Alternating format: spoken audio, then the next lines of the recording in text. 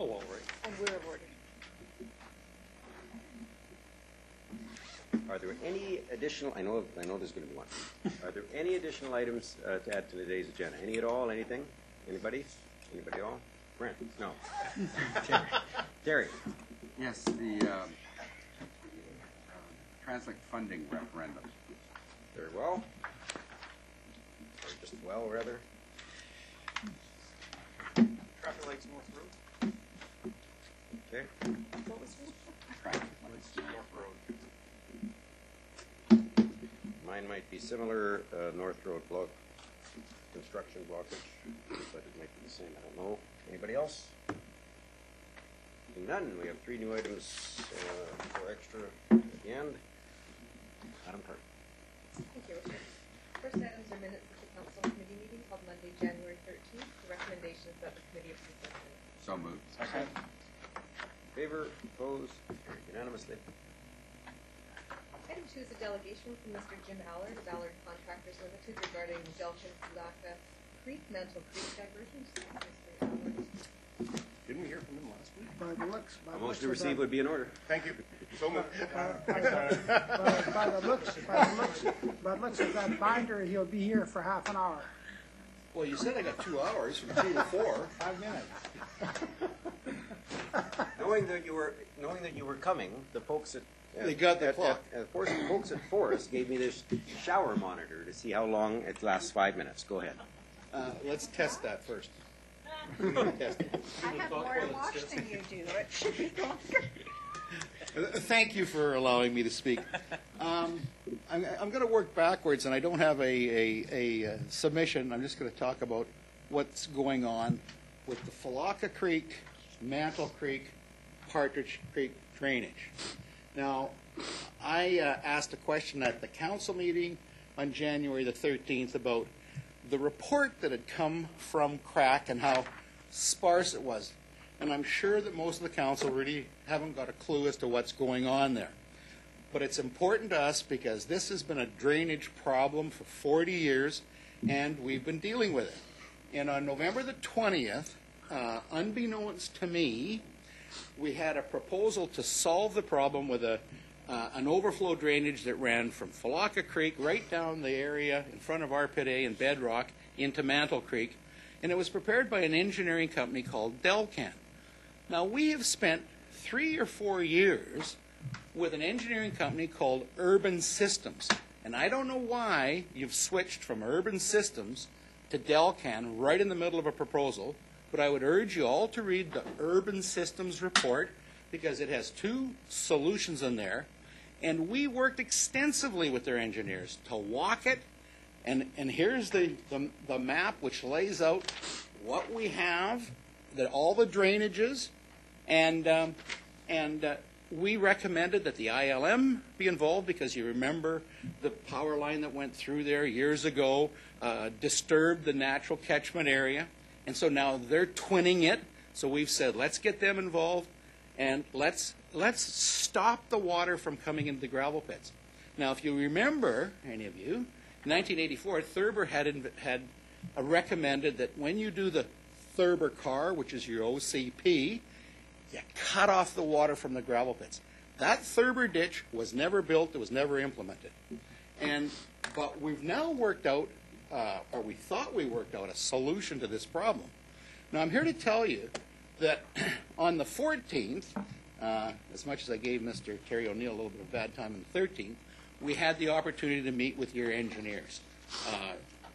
Zaborniak, Dana, and Edwin De La Rosa.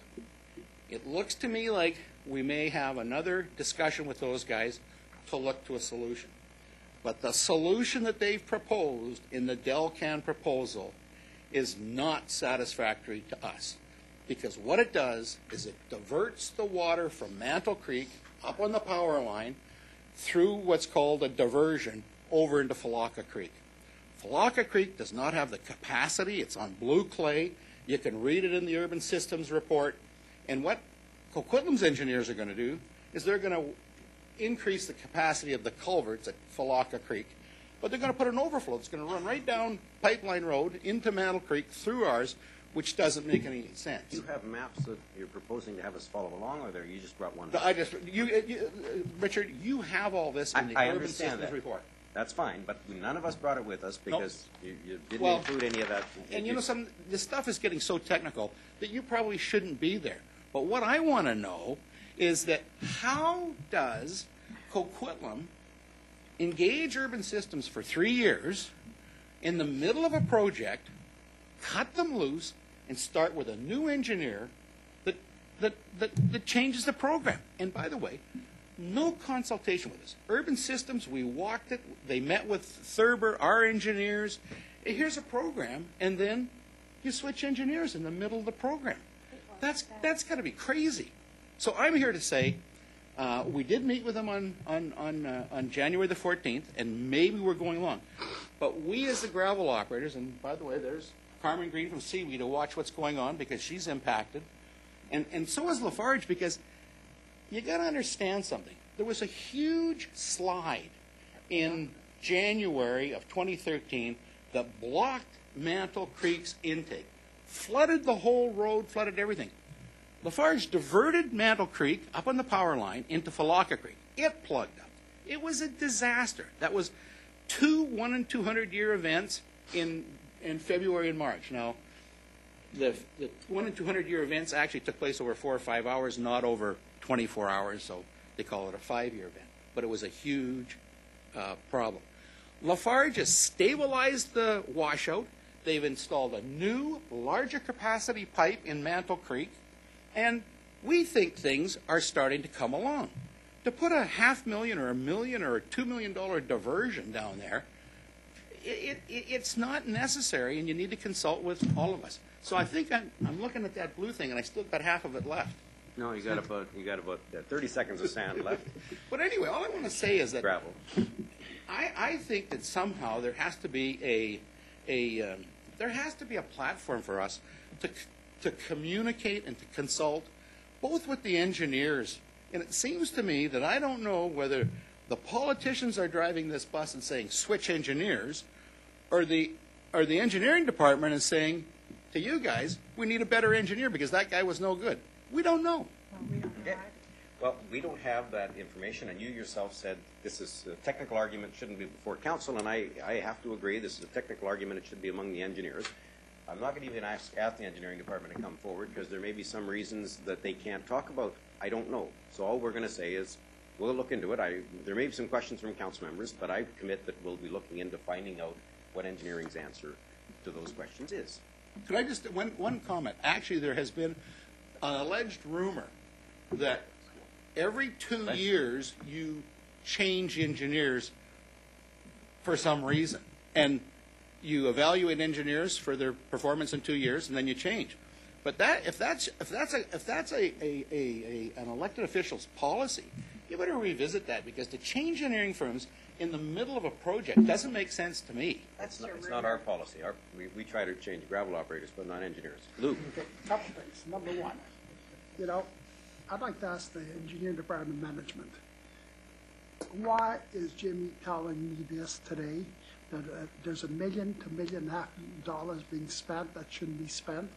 Secondly, I'd like to know, how come that we do not consult with the engineering department, and there's some gravel operation to where they may give you some good advice? I mean, we seem to have this mentality that we're not going to discuss it with anybody. We're going to go to the barber on Austin Avenue to find out what's happening at the gravel operation. I don't know. I'd like to have those two answers. Yep, that's what I asked. Okay. Councillor O'Neill's, who's head of Yes, so. Coquitlam River Aggregate Committee, crack. River Aggregate, I think Advisory. there's an advisory. There's an advisory. too.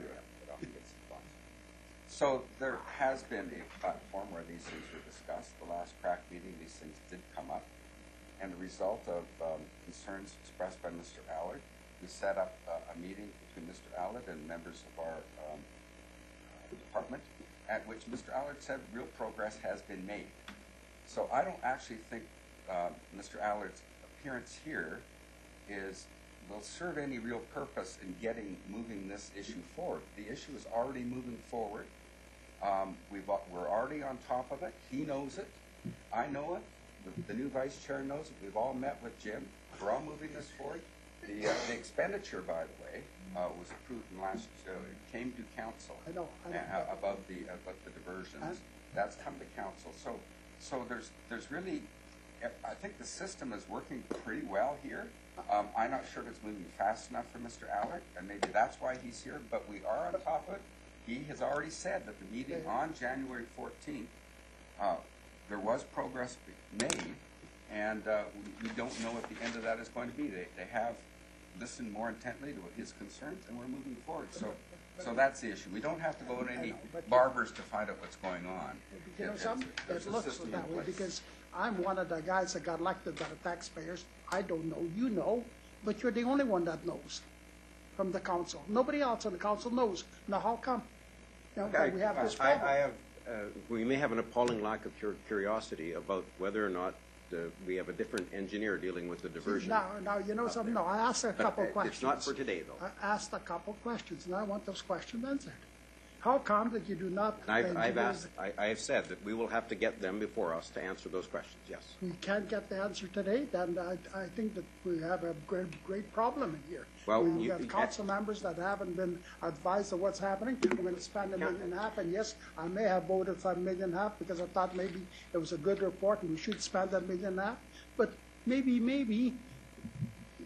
I'm going to be looking at every damn expenditure. Is it wise expenditures? Is another throw up our taxpayers' money in the air? And then there, I'm sorry that I'm hot on the collar, but I'm hot on the collar. I'm not sure what you are, because it has nothing to do with the question before us. I'm one of 8 or 9 that are elected in the taxpayers' community, and we're kept in the dark. Sorry. Next time you want to speak, you just put up your hand, and we can recognize you as well. You didn't this time, but no big deal.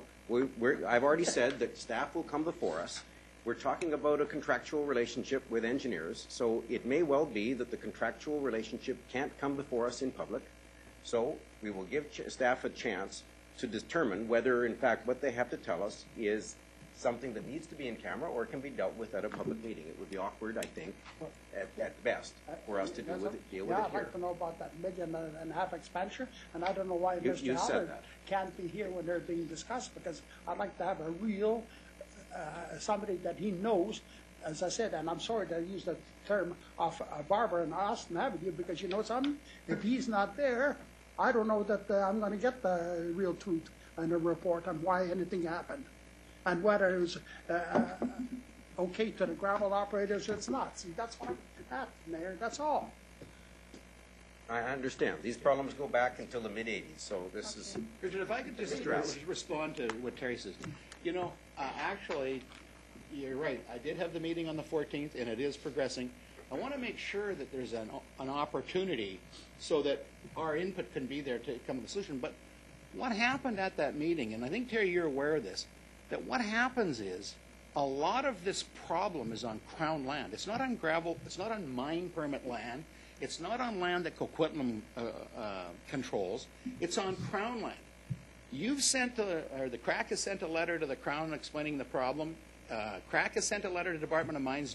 Dunkley and Allard gave us the report. But what's happening is that the implementation of the solution to the problem may be beyond your jurisdiction. That's why I'm here to talk to you today, to get the politicians involved in a solution that's not just in my gravel pit. That's fair. I understand. Okay. But by the way, I'm happy to work with your engineers. I'm very happy to work with you. I don't know about that. No. The first part is certainly true. Okay. Anyway, thank you for your time. Thank you very much. Next time, roll up your sleeves. Oh, I'm sorry. Madam Clerk? Item 3 is report of acting general manager, Parks, Recreation, and Culture Services related to Mundy Park Forest Management Plan and preliminary concept. And we have introductory comments by the acting general manager, Parks.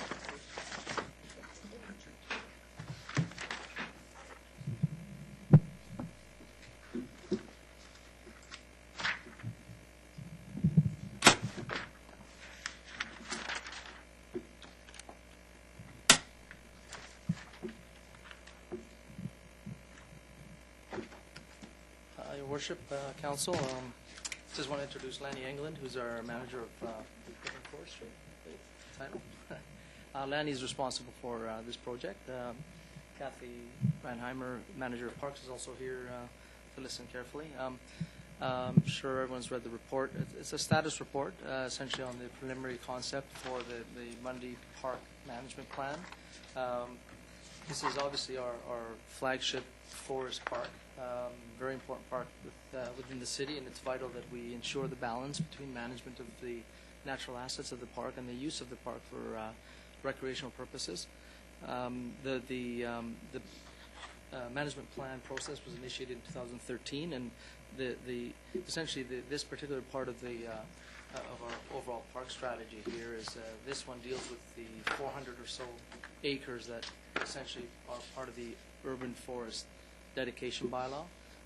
As most of council is probably aware, there is a dedication bylaw, the urban forest park bylaw, that actually covers the forest area. There's about 40 acres that are in active recreation use. There's about 5 fields. There's the disc recreational area. There's the pool, et cetera. But there's 400 acres that actually are under a forest management bylaw, and that does set a baseline for that area as having natural assets that we need to protect under that bylaw.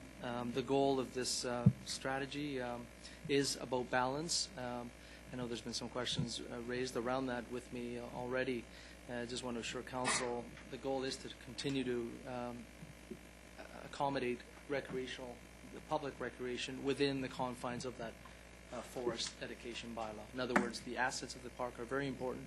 And the goal of this is actually to manage the interplay between those uses and maintaining the forest asset and ensuring that forest remains evolving to a mature forest, because it is our premier urban forest. The overall process is a number of stakeholders, including users of the park. We've got representation from a number of the city's committees as well to ensure that there's essentially a broader representation. The process to date has gone very well, and we're just seeking council's early feedback on this in terms of direction, in terms of the overall principles and vision, and there's an outline in the report around the expected process going forward. There's going to be 2 opportunities for council to give final feedback on the actual draft plan before we go back to the public, and then ultimately the intent is to bring this back to council for a resolution for adoption of the plan. We do want to make sure that it isn't just a plan that sits on the shelf. The goal would be that if there are some key actions coming out of this in terms of implementing elements of the plan, that those then be put through in terms of council priorities and ultimately for funding to ensure the management plan gets implemented properly. Certainly we're here to take any questions or comments council might have and answer any questions. Thank you very much. There have been some issues related perhaps to the focus. The focus there isn't a single focus. There's a number of foci. Foci. There are a number of areas of focus. Yes. There are a number. Sounds wrong. There are. Well, thank you very much. There are a number of foci. That doesn't sound right. Go back to focus. Yeah, that sounds. There are several focus areas. It sounds a little hokey, actually. And yes, it is. The underlying forest dedication bylaw sets the baseline. So there is a natural forest asset that does have to be respected, and it is our premier urban forest. However, within that, even the bylaw recognizes a number of uses, park uses, public uses, recreation, trails, picnicking areas. All of that has to be respected as well. The goal of this management plan is to have the interplay of those activities work well within the plan and be managed properly to ensure that the assets of the park, the natural assets, are maintained over time. And that's so. There is a number of focus areas. Those are recognized in the principles that are in the preliminary concept, and certainly like council's comments on that. The goal certainly isn't to play one versus another. It's really to find that balance. Ecology shouldn't necessarily trump public recreational assets. However, there are areas of the park that have more sensitivity, and those are recognized in the various areas designated within the plan. Others have active uses on them. There's trails. Those have to be respected as well. Well, in fact, the entire park is used actively. It's a very, for 50 years, it's had the same intensive recreation uses, but the trail-like forest uses have grown exponentially in the last 50 years, and we now see, well, partly because it's fully developed around it. So I do want, and I know that the next councillor will also be raising a specific wording question because that's important, but I want us all to make sure that we're looking at all of those uses, that we're not, this is going to be our most intensively used piece of forest, more intensely used than your favorite park, in fact, I suspect. You don't know what my favorite park is? Or the one that you keep referring to. Stanley? Okay, anyway, so I've got some questions from Terry, Brant, Craig, May, Lou, and Benita. Yes, thank you. And I've spent quite a bit of time on this over the weekend because this is such an important subject, and it's very important that we get this so right. I'll be referring to today's report specifically, which has in it the secondary thing, of course, the Mundy Park Forest Management Plan preliminary concept. I'll refer to that. I'll refer to attachment 2, which are the terms of mandate to the community focus group. And I'll also be referring on starting with the original report that came to us last spring, which is dated March 4th and is referred to as being presented to us on March 4th, but is actually presented to us the week after that. It was March 11th when it was presented to us. And the reason I'm going to be going through this is because I think there has been, through the evolution of these documents, especially the 3 that come from the staff, a very strong shift away from this balance, even where this park is there to serve the purposes of recreational health, aesthetic enjoyment for the citizens, to what we see in the report, the actual report today, where I think it gets thrown out of balance, where the ecological imperative trumps the citizens' use imperative, and I'm happy to hear what you have to say about this.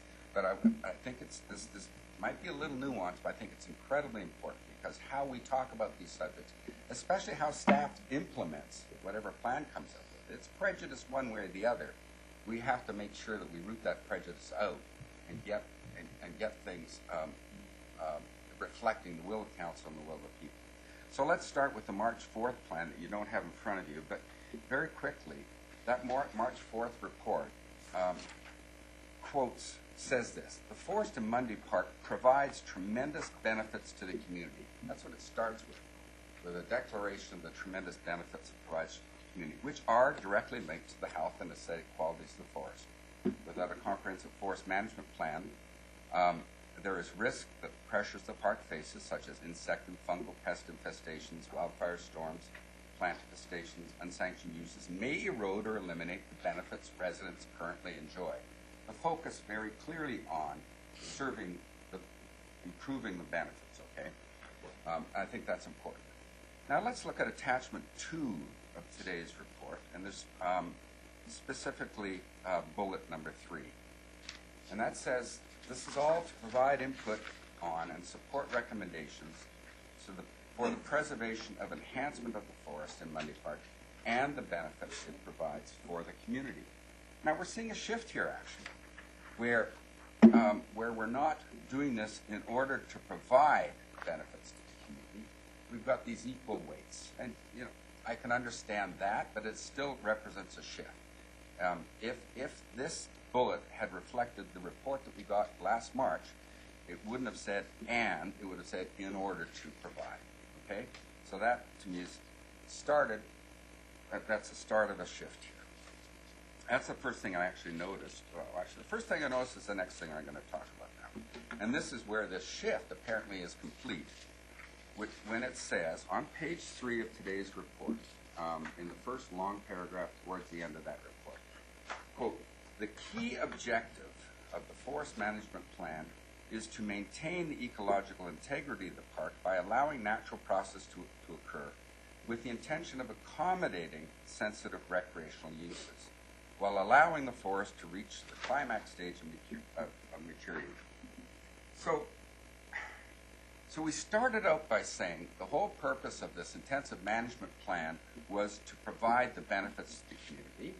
That was last March.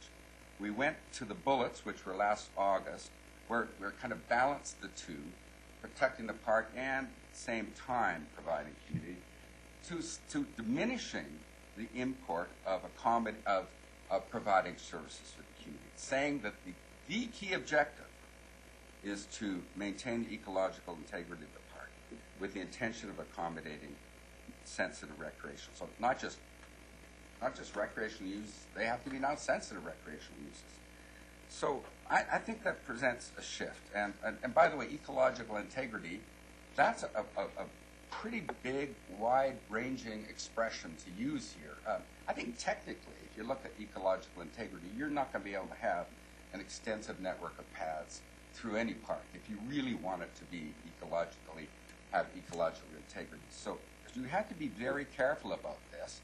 And these raised alarm bells, these sorts of words. This particular expression on page 3 raised alarm bells here. Okay, so let's back up. Now, I was very happy, however, to see that in the Diamond Head Consulting Report, which summarizes the ideas coming from the workshop with the community focus group, that it contains different wording yet again, and includes a draft vision statement that I think is more in line with the council's original intent and more in line with this balance thing.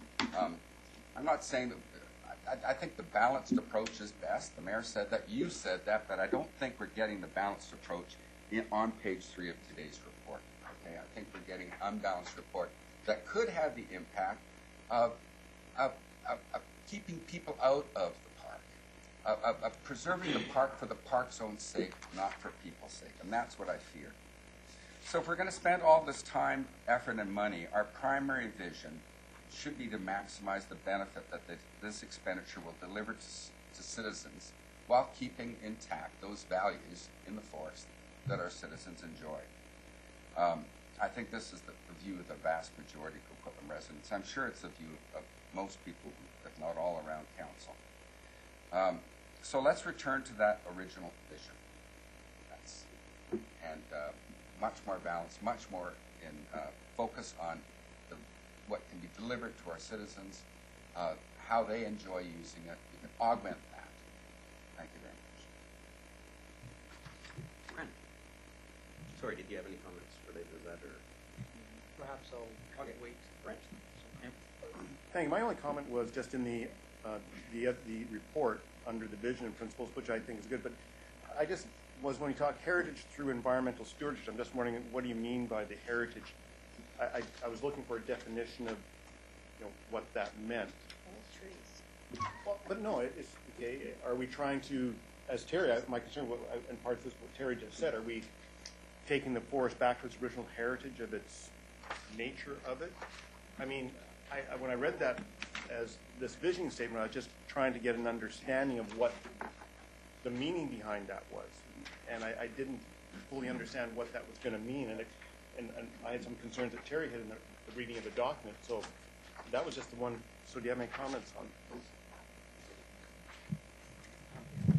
those? Sure. I think that heritage, as you can see looking at the vision statement in the Diamond Head report, they actually have it left underlined in there, specific phrases and terminology that the focus group was really interested in, and the community. Oh, I understand that. So they, the heritage aspect was something that was big on their list, and I think it got to just the heritage of that forest in the community, and just really natural history, I think, rather than any particular sort of heritage designation or structure or something like that. Because I know some of these were kind of self-explanatory and some were in there, but Yeah. when I looked at that, as Terry, you can be taking that different ways. You take the heritage of the forest, does that mean that it goes back to what its most natural state would be, with nothing within the park?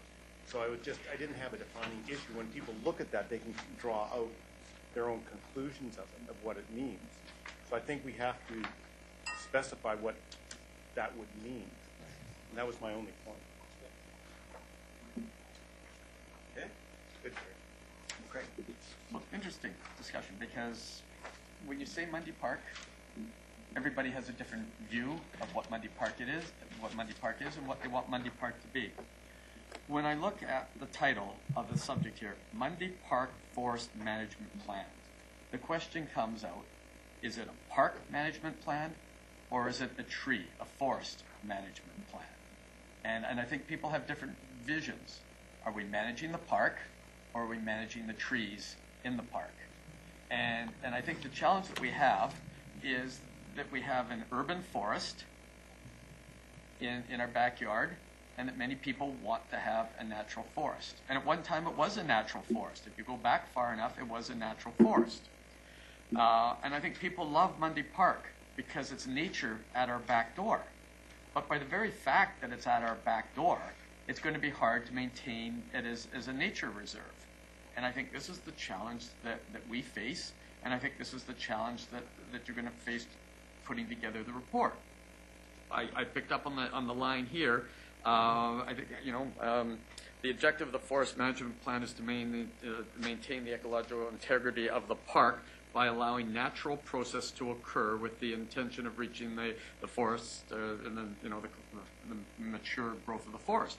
But how do you expect a natural process to occur in an urban forest when it can be a lot of human impact? During, I think down here it says, the process can take several human lifetimes. So how do you have a forest evolve when it takes several human lifetimes to evolve, but during that several human lifetimes there's going to be a great deal of human impact on that very forest? And so the question comes is, do you put fencing down the side of the trails and just say, don't get off the trail, and you can walk and you can look at the trees? How much opportunity is there going to be for recreation within the park, recognizing that every piece of human contact is going to hurt that forest in some respect? And that's just what happens. And so what I'm looking at in this report is to sort of say, not only how are we going to manage the forest, but how are we going to manage expectations around that forest? And I've heard already today, several of my colleagues have different views of where's the report going, what's the report entail. And I imagine that if we put 10 more people on the committee, we'd probably have 10 more different visions of what people see that forest is. I think the one thing that everybody can agree on is that forest, that park, is very important to all of us. But I think all of us have different visions for that. And the challenge, I think, is how do we try to achieve a vision that encompasses everybody? And I don't know. And I'm hoping that's what we're going to see. But already I'm seeing concern for the trees. I have concern for the trees. I'm also wondering if this is going to also go beyond and look at the lakes. I mean, when we talk about the park plan, there's not a lot of discussion here on the lakes. I hear that the lakes are drying up, or that the peat is expanding, that we're in danger of losing the lakes in there. The lakes are vital to the health of the forest as well. So I don't know how much on the water courses that are in there that's being discussed as well. So I'd like to hear their comments on that. Yeah, just a comment.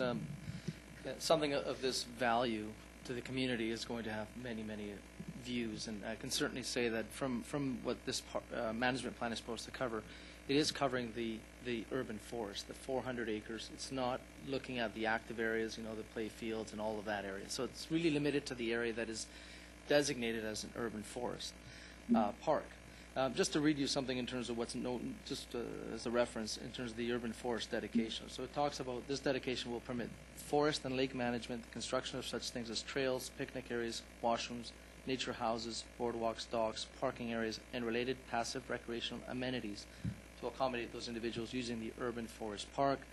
It defines it as a large tract of wooded land located within a populous community. It recognizes the urban environment, dedicated for the public's use and enjoyment to the management, conservation, and enhancement of the native flora and fauna.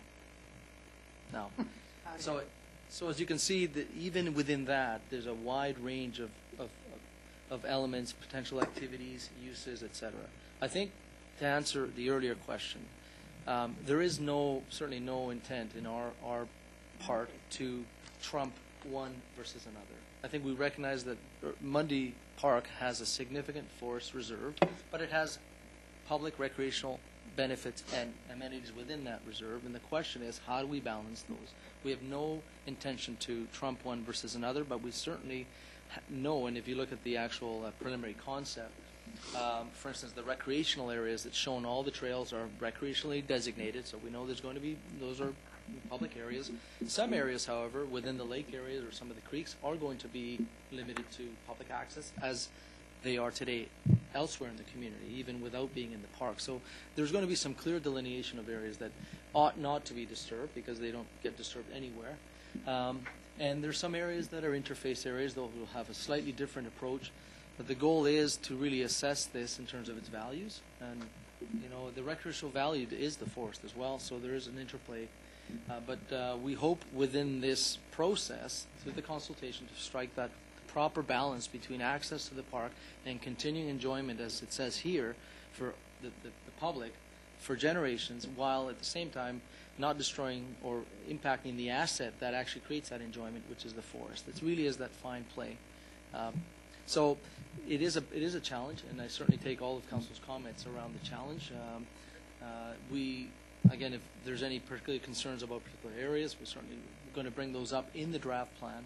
But certainly our goal would be to bring back a plan that fosters both jointly, equally, and hopefully addresses the Council's concerns and the public's concerns around, you know, one weighed over another.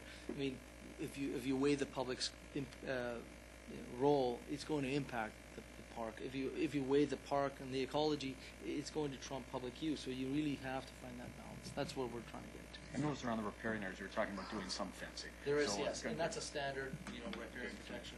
So you'll do that to keep them Yes. out? Okay. And my final question was the interpretive center. There was some talk about that we do an interpretive center. I know about the building at down by, I think it's Mundy, I can't remember which lot it is, but I guess it's the baseball building concession, that there's some talk that that was going to be rebuilt in the next year. I'd actually heard it was soon to be done.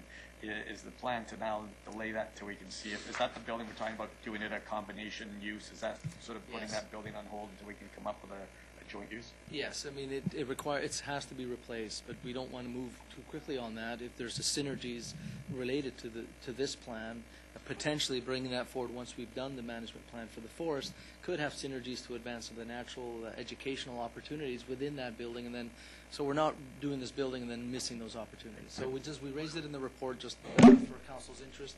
We'll hopefully tie those together once the draft plan comes back. Thank you. Sure. Thank you. Well, I'm fascinated by the discussion here today. To me, a Mundy Park Forest Management Plan is just that. We have a forest. It's called Mundy Park. You're trying to manage the forest. When in managing the forest, you obviously have to look at the stressors, shall I call them, that impact the forest. This is pretty logical to me. I do not see that one would outweigh the other, no matter what we have. But the two things that I'm most important on is education programs. Now, I know that most people of my generation learn from their grandchildren. We learn how to recycle from our grandchildren. We learn all the good things that are the things that we do today from our grandkids and our kids. And what I'm mainly concerned about is we also have another little forest that Richard's dying for me to name, called Walton Forest, which is just a teeny tiny one. And at one time we actually had a forester, a registered forester, who was going to start some programs for kids, educational programs, probably with the school district for grades 3 to 5 or something like that, and bring them in and just let them understand the management of the forest. I don't see that addressed in here, but I really think that if we're going to protect our forest, then one of the things we can do is educate the kids, who will educate the parents, who will actually be, I think, a positive influence on this whole thing.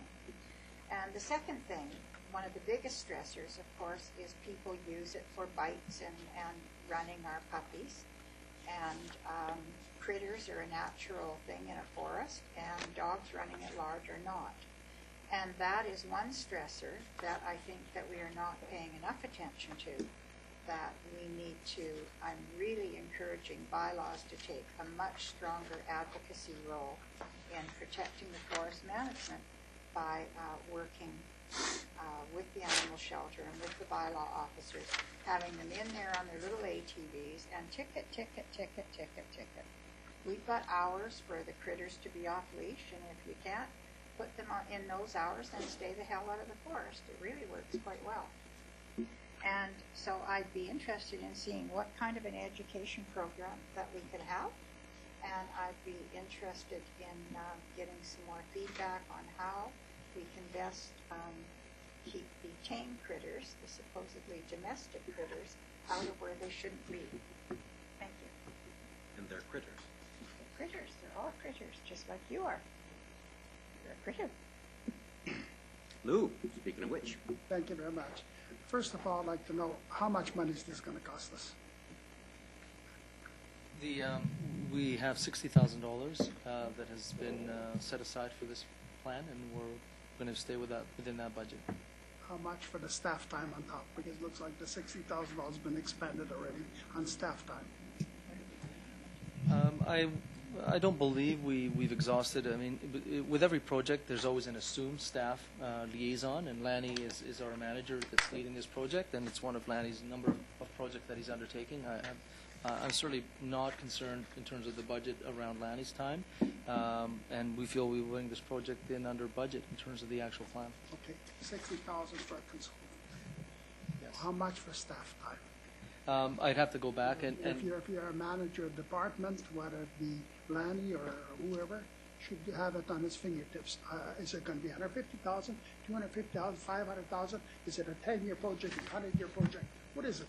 The project is intended to be complete by either this summer, or the fall. So we can certainly come back with information on the anticipated staff time, or the time to date from staff involved in the project, as well as anticipated staff time for the liaison of this project. See, I'm really, really concerned. That park has been there for many, many years. It's done well. People like it. Everybody uses it. All of a sudden, we want to change things around. We want to do something. For what reason, I don't know, outside of creating jobs for somebody. And maybe, we have $1.6 or $1.8 million in the consultant fees in the municipality in our budget, so let's spend some of it. This is the way it appears to me. Now, the last year, 2 years ago, there was a silly idea of having ropes from one tree to the other. People can climb all over the place. That was 6 years ago. Was it 6 years ago? No, Doug McDowell was on council. It was his baby. No, 4 years ago. Yes. So now, all of a sudden, that went by wayside because the Parks Corporation felt it was a hell of a good deal until the public came out crying and swinging. So that died. And then now, I don't know how long this is going to take, but then there's some buildings that we have to be rebuilt or moved or whatever it is. We're going to wait. We can't move those buildings, and we can't build those buildings until this thing is in place. I mean, it's an ever, I don't know. I think that, our sports people should be first up front to see what we can do in those sports facilities for the sports people. And there's that Riverview Forest across the road from Mundy Park. You're not going to get in there, no way, because the provincial government got instilled that the fact is it remain in its natural state.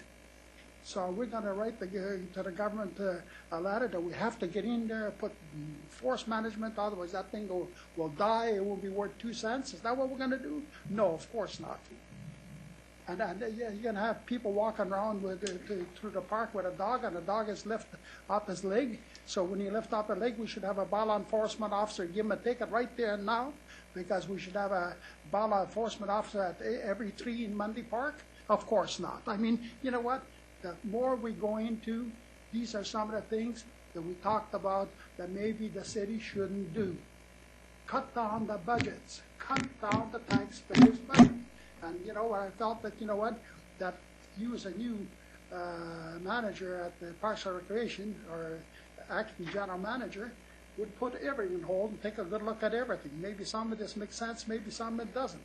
But it looks like it's marching on. We're going to keep going with whatever was on the books before. We're going to keep going. We're not going to cut anything off. That's what I'm disappointed at, really am. Okay?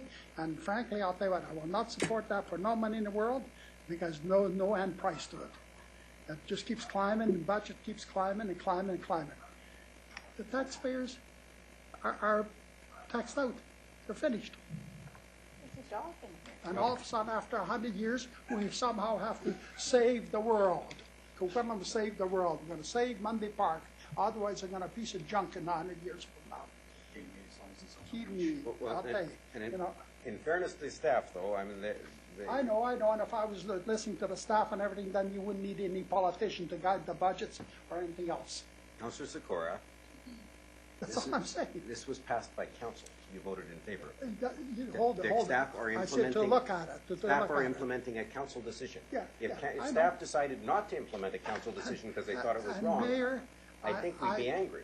Okay, Can I- the next speaker. Can I finish? When Can I finish? you know did. something? You did, Councillor. Well, You you're did. correcting me, because you know what? I may have voted for for it correcting to take a look at it, but now as it's climbing down to more and getting more and more expensive, getting out of line, or what I'm hearing, I am not in favor of it. I'm sorry.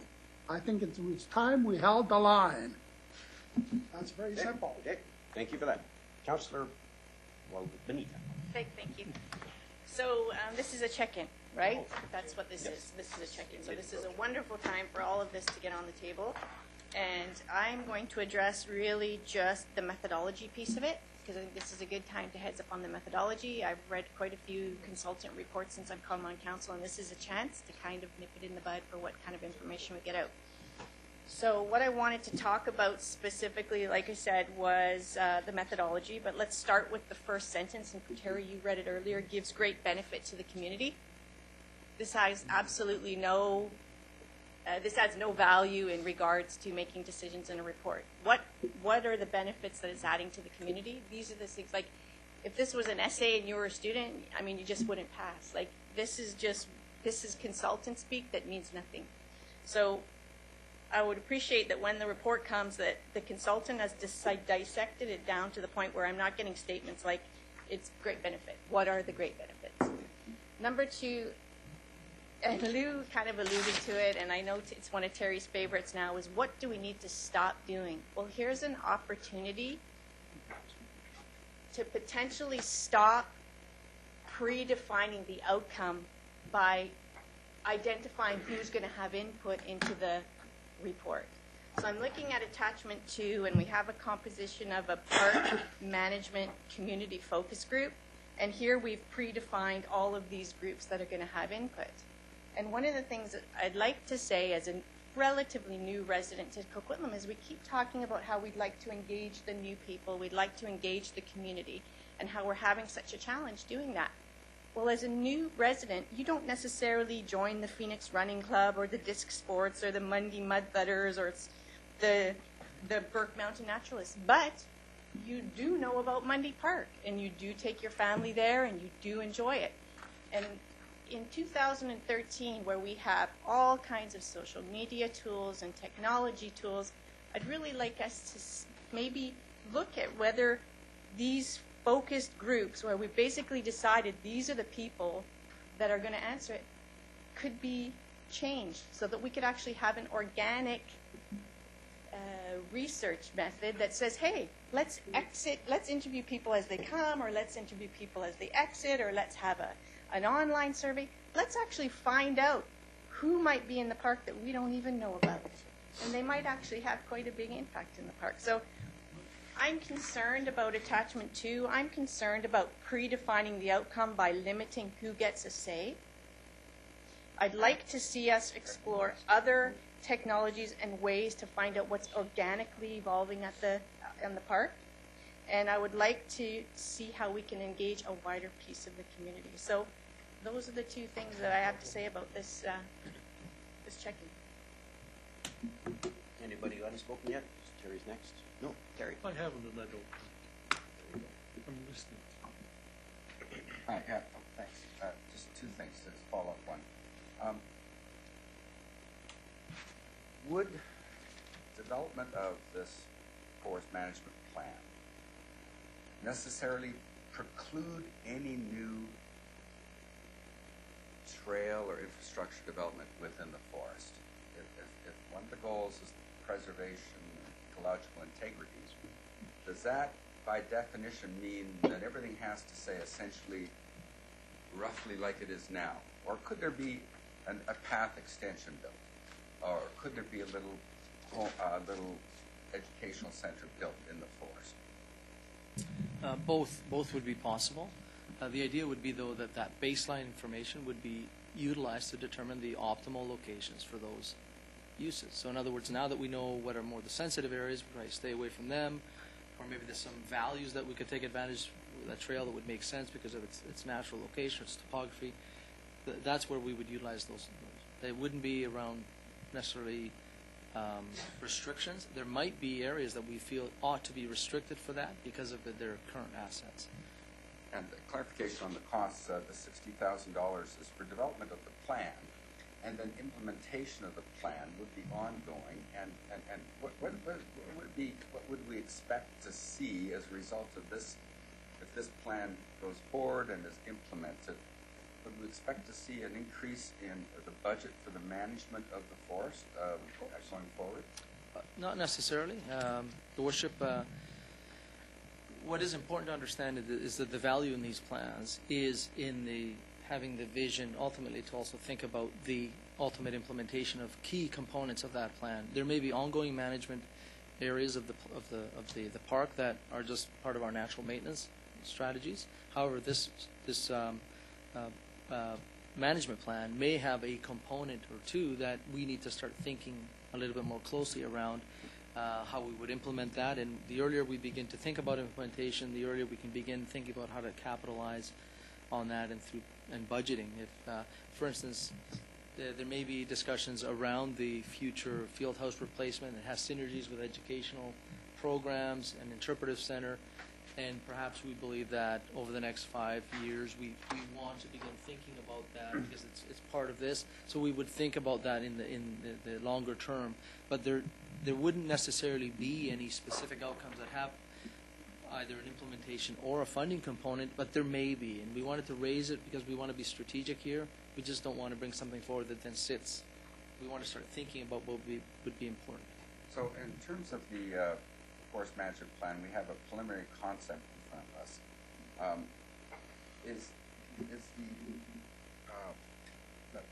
the community focus group that gave the input over the summer, has its work finished now?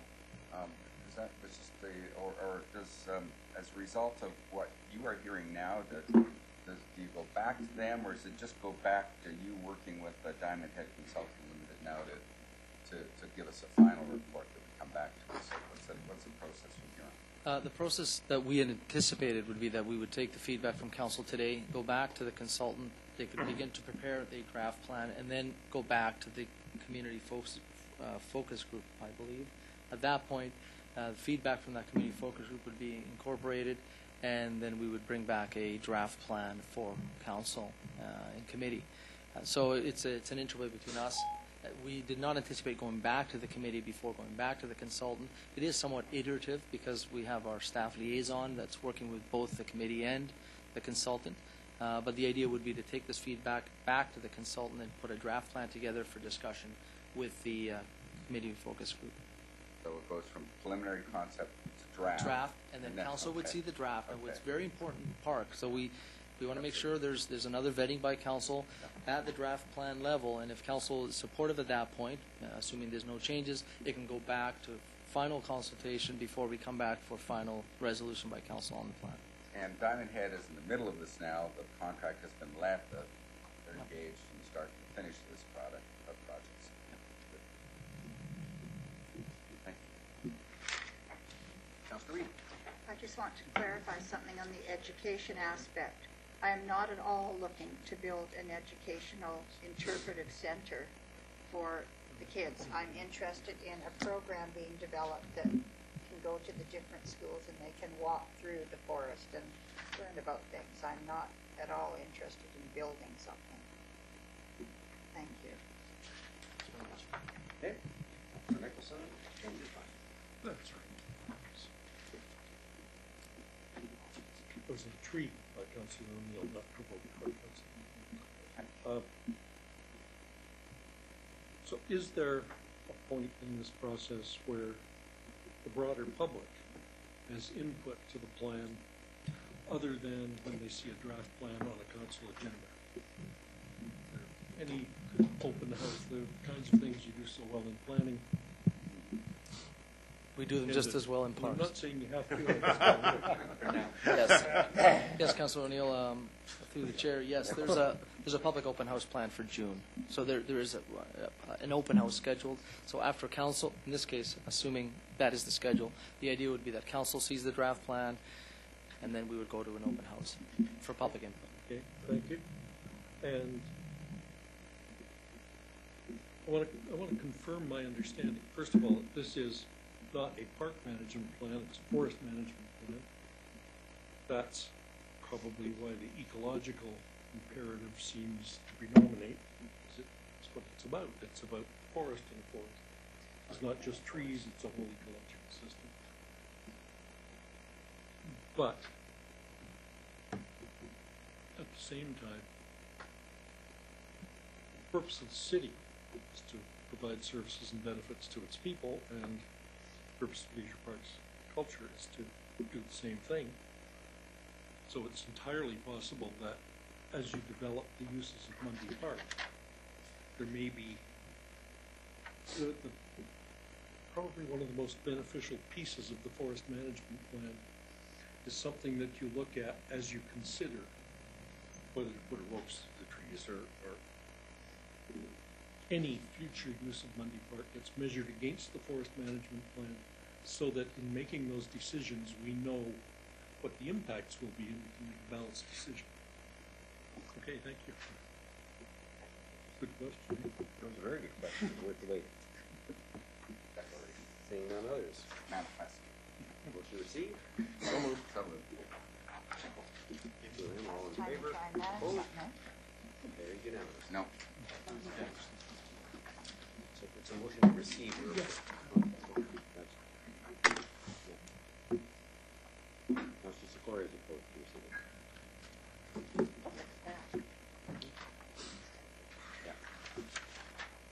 Item 4 is report of General Manager, Engineering and Public Works related to Belkorp Environmental Services Mixed Waste Materials Recovery Facility. We do have introductory comments by our General Manager, Engineering.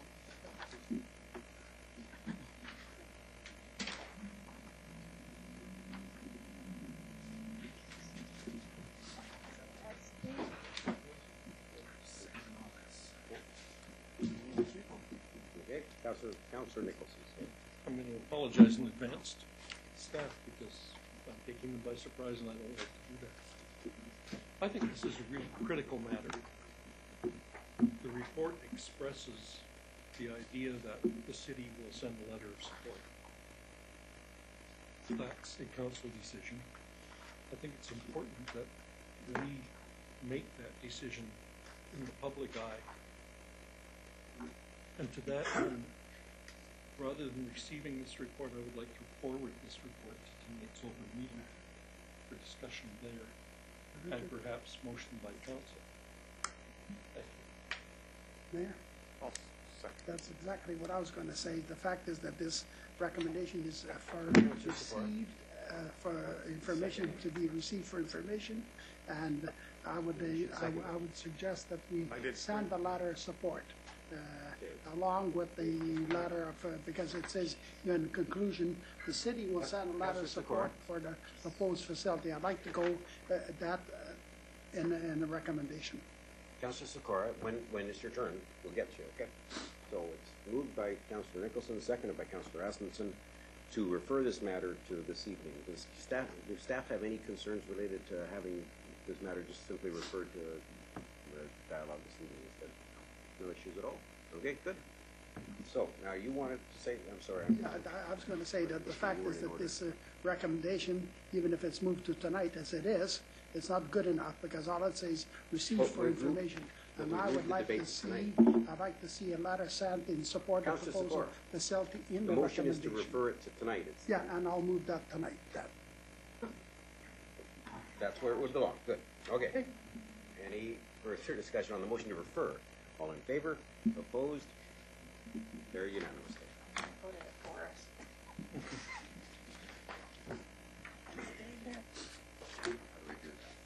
Okay. Thank you very much. A couple of I know, but he loves to sit here with us and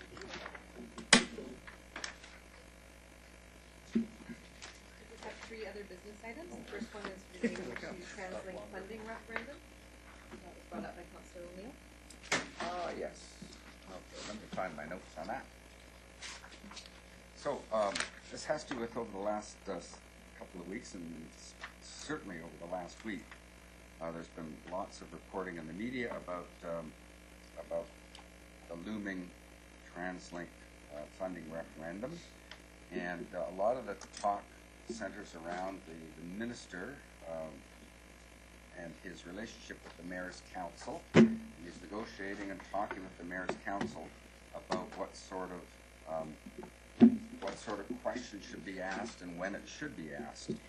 And we have a mayor who's on the Mayor's Council. It's sort of like communities do. The TransLink Mayor's Council appoints the Board of Directors of TransLink, and Commissioner, approves the plans prepared by TransLink, including transportation plans, regional funding, and borrowing limits. On paper, it's a substantial thing. So I want to know, and I think maybe Coquitlam might want to know, what is going on that council, what the mayor's position is, what is he advancing, if he can tell us, as his position, so we know what our representative is talking about on this mayor's council with the minister about a referendum question that is very, very important. Could have people are talking about everything from increased property taxes to increased tolls, to tolls on every bridge, to user fees on highways and everything like that. Big impact coming. Provincial government is sending different messages, but about when and what. But something is happening, and I want to know what Coquitlam's representative is representing to the council and therefore to the province. Yep. And I gave him a heads up on this. Yes, you did. And thank you for that, because the Mayor's Council has not met recently, and in fact is now taking the position not to meet until there's something to meet about that relates to our statutory authority, because we have none. We have the authority to appoint directors, and not directly to recommend directors, but we also have the authority to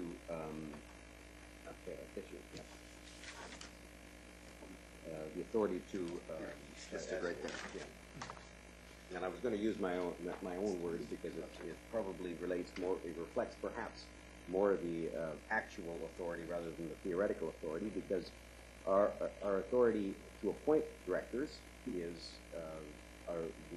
we end up the structure is very set out. We must appoint someone to propose directors to us. We must then have them propose 5 directors, and we can choose 3 from a table of 5. So it's that kind of a process. It's an odd. I've never seen a structure like it. We also have working with the commissioner. We can vote on a plan. The plan is a supplemental spending plan. So the minister. Rather the TransLink board and its executive put before the Mayor's Council a supplementary plan which involves more money. And I've described this before. It could involve less money, but it typically involves more money, and where it's going to come from, and we can say yes or we can say no. If we say no, they can't do it. If they say yes, they don't have to do it, because we can't actually tell the board of directors what to do. We can only approve anything extra. In other words, we're the bagman for the board of directors of TransLink, and it's a really odd situation. The courts have actually ruled that it is a strange situation in that it doesn't have any revenue generating capacity. It doesn't have the tools it would need to run a regional transportation authority. And time again, I've seen pundits from both here and elsewhere that have said there is no regional transportation authority on the globe like this one, in that it is theoretically run by a group that has no authority to do anything other than approve a theoretical course of action that the board of directors doesn't actually have to follow once it's approved. And repeatedly, actually, Metro Vancouver right now is in a situation where they are complaining to TransLink because the last few times that TransLink has put before Metro Vancouver what they would use the gas tax money for, and Metro Vancouver then gave them the gas tax money, which was what was recommended to the government that it go directly to TransLink. it didn't get used for the things that TransLink said it was going to get used for. Now, it got used for similar things, and I wouldn't want to tie its hands, but it was a number of the reps across the region have put their backs up because it hasn't always been used even in the same direction. It was supposed to buy diesel buses, it ended up buying hybrid buses, or it was supposed to do this, and it ended up doing other things. So that has created some challenges. As far as the referendum goes, one of the biggest frustrations right now is that the minister has repeatedly had meetings with us, and I've reported most of those to you. Us being the mayor's council. Us being the mayor's council. And the results of those get reported either in the media or directly. And then a statement gets made in the media that's contradictory to what was reported. One of the big ones, of course, was the Memorandum of Understanding, which was signed by the Mayor's Council and then Premier Campbell and the Minister of Transportation, that essentially set out how things would proceed from that point forward. We would work with the Minister on developing a new source of funding out of the province's mandate, funding mandate, and not out of local government's mandate. And every time we proposed one, it got rejected, in spite of the fact it was a memorandum of understanding that it would be accepted. And now, and of course a year ago or so, the Premier said that notwithstanding that they've already agreed to approve a funding mechanism proposed by the Mayor's Council, they're now not going to approve one unless it's also approved by a referendum. And that's our challenge now, is that our only source of funding by mandate is property taxes. This is TransLink's only source of funding. Property taxes, an element of gas tax, although I suspect we've reached the wall on that one. Some parking revenue and a few other items. They're the only ones permitted. And every time we proposed a new one, such as, say, a vehicle levy, it hasn't been accepted. So we're left with commitments by the minister that we would work this out, being perhaps thwarted by political realities that put in place by the Premier. So right now, we're waiting for them to decide, because the minister actually said, well, we could have you guys decide when the referendum is going to be and what the question will be. And then the Premier said, no, the question will be a little bit more provincially decided than that, and the referendum will take place with the provincial election. So, municipal election, rather. And so we're left with, if we had any authority to do anything related to the referendum, it's clear now we don't. And so we're waiting for the minister to come back to us and say what role we can play in developing the question, and what role, in any, can we play in determining the timing, because ultimately, if the referendum for an additional source of funding for TransLink fails, then the suburbs will essentially go back in time. We won't have the kinds of bus service we have now, let alone the kind of innovative and sustainable public transportation system we need in order to avoid spending billions more than that on roads. Yeah, I don't want to monopolize this into a discussion, but just to follow up, sort of, it's also part of what I wanted to talk about. So, you were talking about the Mayor's Council as we, and that was not yes, but it's the group. And are you putting forward a specific point of view within that you can talk about that's perhaps different from the consensus, or are you basically just there with everybody trying to move this forward and get clarity? And secondly, would it make any difference if this council, acting by resolution, were to pass a motion saying, if there's going to be a referendum, let's ask this, or let's favor this, or something like that? Does that help the Mayor's Council? Does that help you? I think it would. It's not going to be ignored. Well, it's not going to be completely ignored. It might not have any ultimate effect on what the decision is made, because even though the ministers, the last three ministers have said to the Mayor's Council, funding of TransLink is up to you guys, and we'll work it out. It's clear now that the funding of TransLink is up to the province, and they're saying that they're not going to approve any more funding for TransLink unless we can get through a referendum that they like at a time that they want with a question that they've decided. So the TransLink Mayor's Council has already pushed on that, and virtually unanimously on the question of, no, it shouldn't be we shouldn't have to wait all the way until the municipal election, although it's now looking more and more like that. But also on the question that it can't be a yes or no, because a yes or no implies that there is a no, and there is no no here. Oui, no, no. There is no no. I mean, either spend tens or even hundreds of millions of dollars on significant expansion of public transit in the region, or spend 10 times that on pavement, on blacktop, because those are our choices. Where we can't be sustainable with the amount of, with the number of cars that are going to be on the road if we don't significantly expand transit. We will have enormous congestion, and we will ultimately have to spend billions and billions on road transportation. Murray Clark Connector will look like a very small item compared to the kinds of investments we will have to make if we don't significantly expand transit. Transit would be a bargain. But that's the challenge, is that the question may well come out, do you want to spend money on transit? And a lot of people who don't want us to spend any money will mark no. And the result will be, we will spend 10 times that on paper. Just I've got Lou and then me. Okay, thank you. What was approved a few years ago, Mayor, as far as that the council members, the mayors approved years ago under Gordon Campbell? What was the approval on what, as far as funding transit? He said Campbell had an agreement with his ministers and the mayors. Yes, it was a memorandum. Okay, or just memorandum on understanding? There's an MOU, a commitment by the province to work with the Mayor's Council to identify a supplemental source of revenue from another, typically another provincial mandate. In other words, if the province can put in place a sales tax or whatever.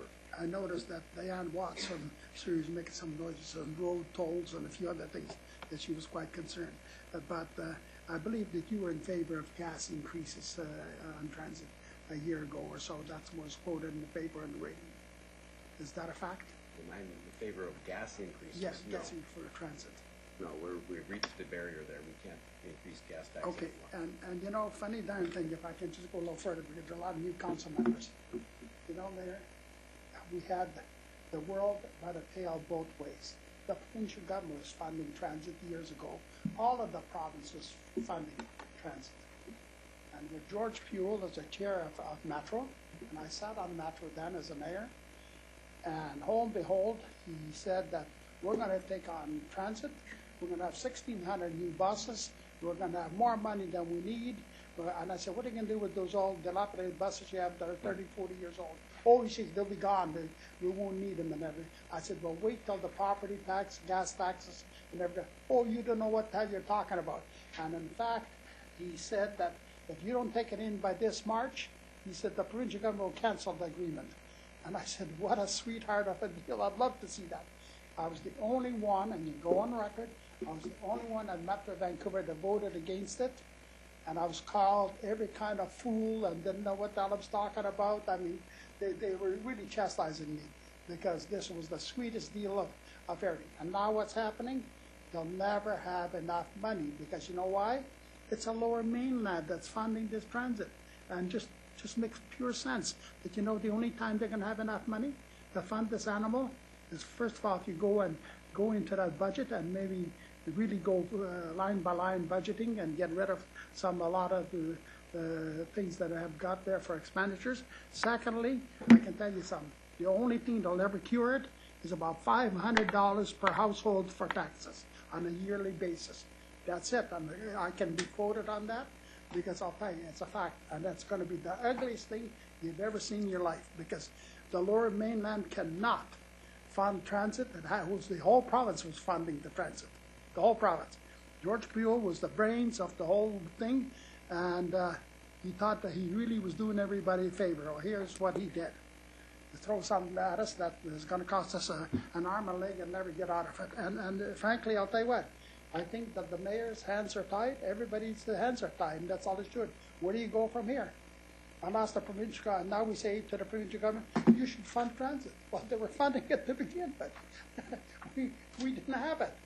It was the provincial government funding it, but we wanted something, just another bureaucracy set up. You know, we want transit because we can have all these bureaucrats that are going to be running it and everything else. And it's going to be the sweetest deal.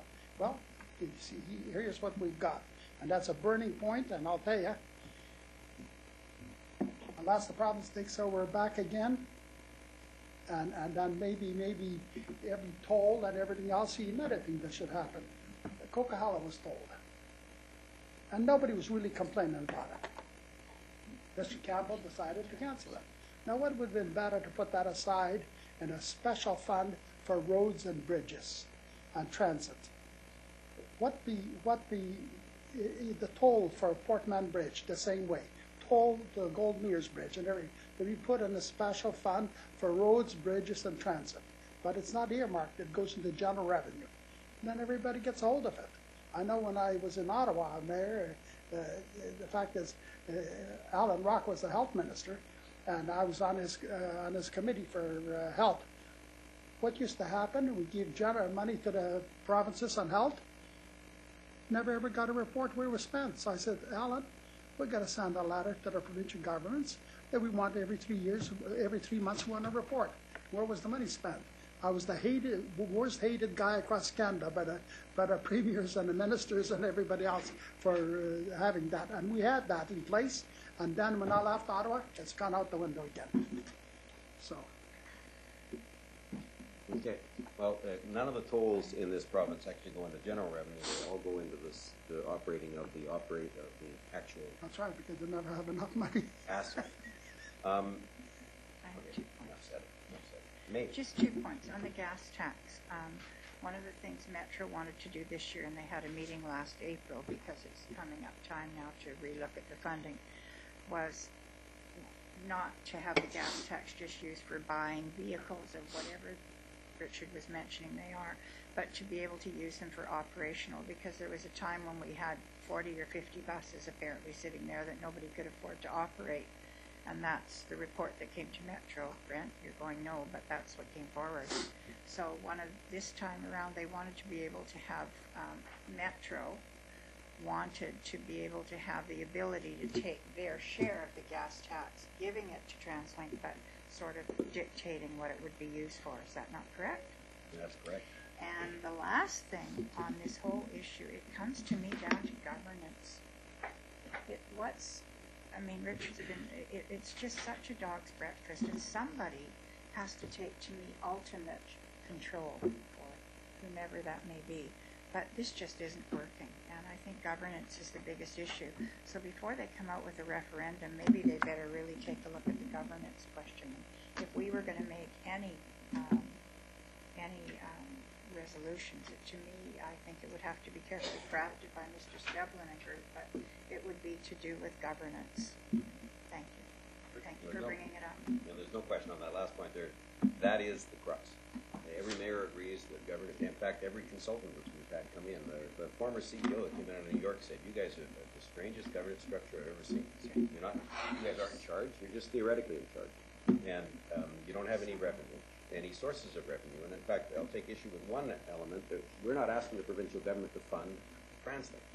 Because if you did, of course, you'd have all kinds of other regions saying, well, we don't get that. But what we're asking you for is the tools. Because right now, local government has one tool.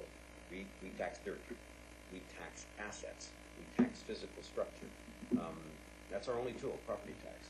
And it's a really lousy tool for funding transit.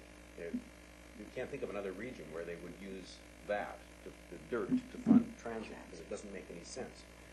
So what you end up with, actually, is some regions, like West Vancouver, who have less transit than we have, they actually pay more because we fund based on all kinds of property values. So the correct way is to find another source of revenue, particularly one that's relatively targeted. And that's all the mayors have asked for. It's all every local government that's looked at this has asked for. Change the governance so that the region's in charge or the province is in charge. You decide. And if the region's in charge, then give the region the tools to run a transit system.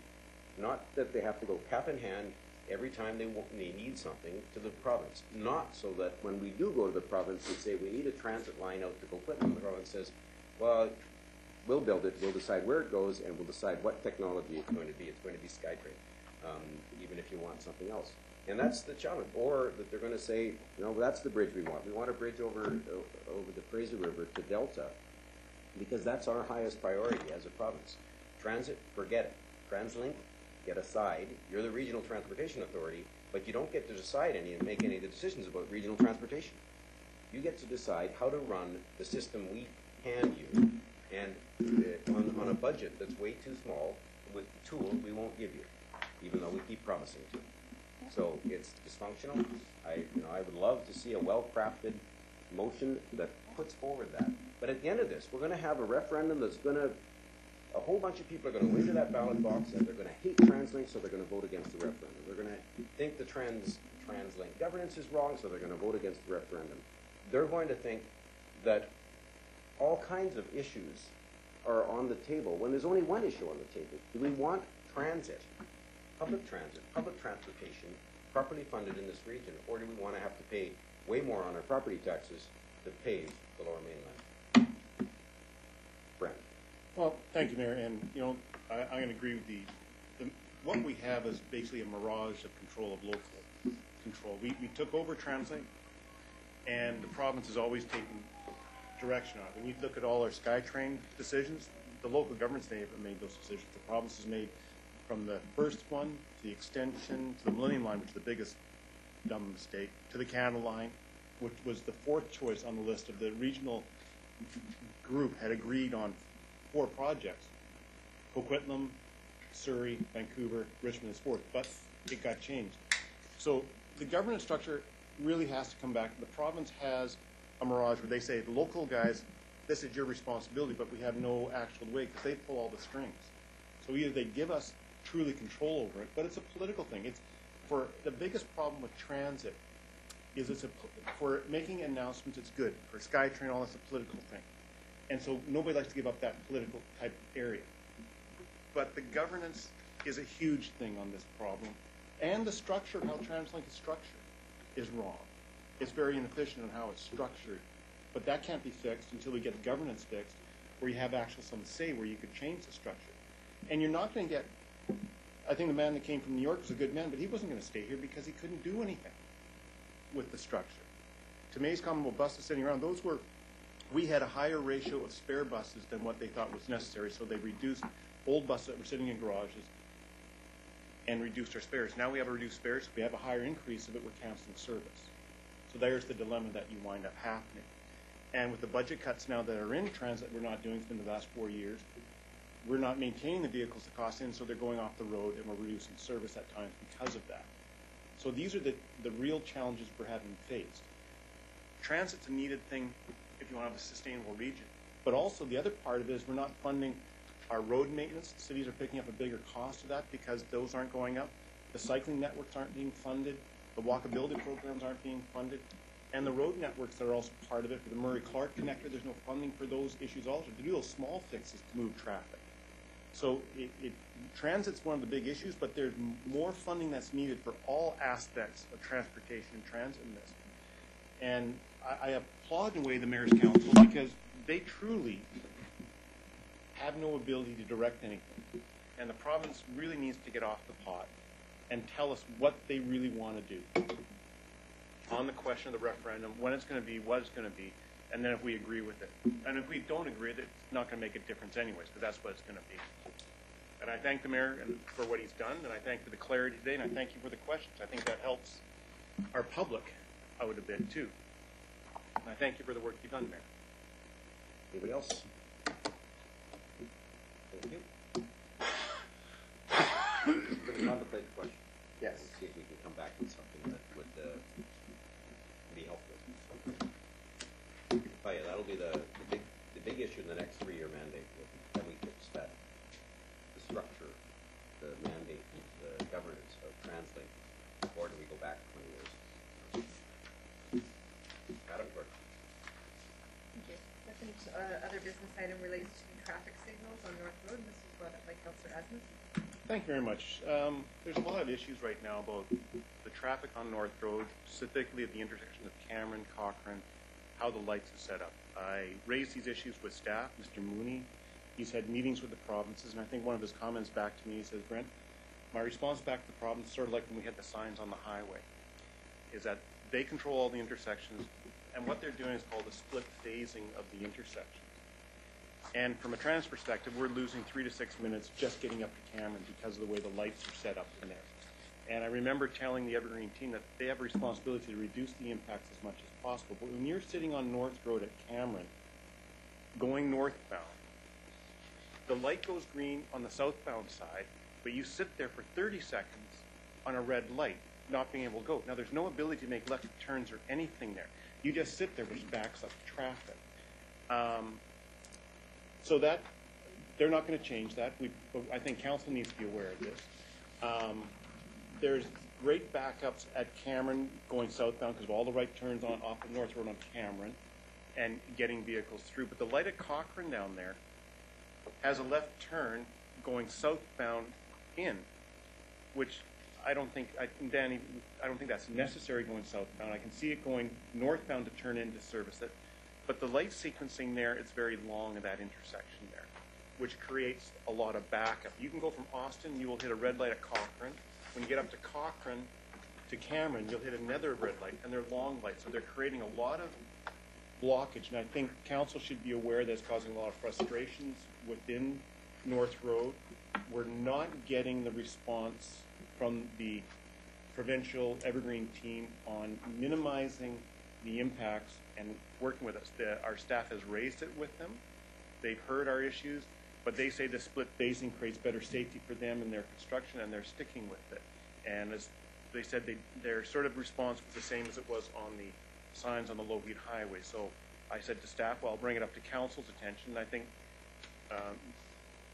Mayor may have some similar comments on this, but it is really a bottleneck that doesn't need to be there. There are tweaks that the province should be doing to the lighting sequence there to better flow traffic through there. And I want to make council aware of that. Mine was a slightly different one, but I'll speak to it here.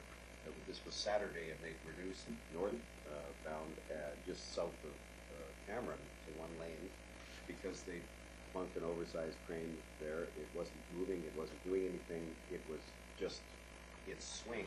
If it decided to turn, its swing would have been into traffic, so they closed the lane of traffic. And I'll tell you, the backups were probably 20 minutes trying to get from, say, Lougheed and north up to Cameron and north.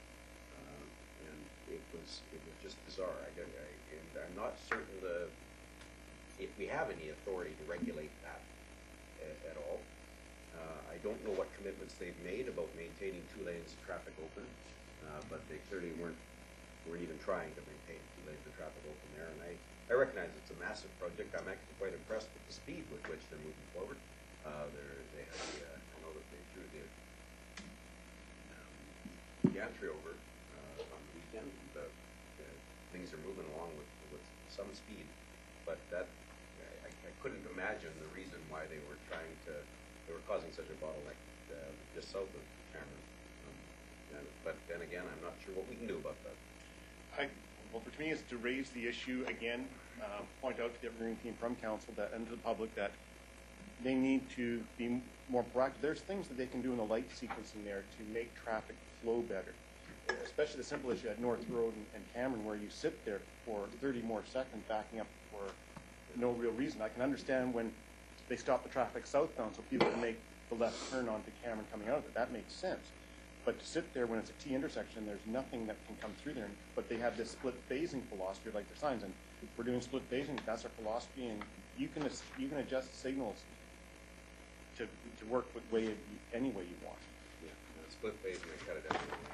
We have engineers, so they've heard it. Yep, appreciate it. The experts. Okay, any other comments on that?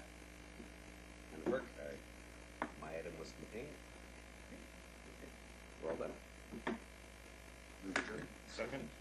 Okay, Neil and Nicholson, all in favor, opposed, carried unanimously. See you all at 7. Except for those of you who Except for those of you who are going to Dave for this fascinating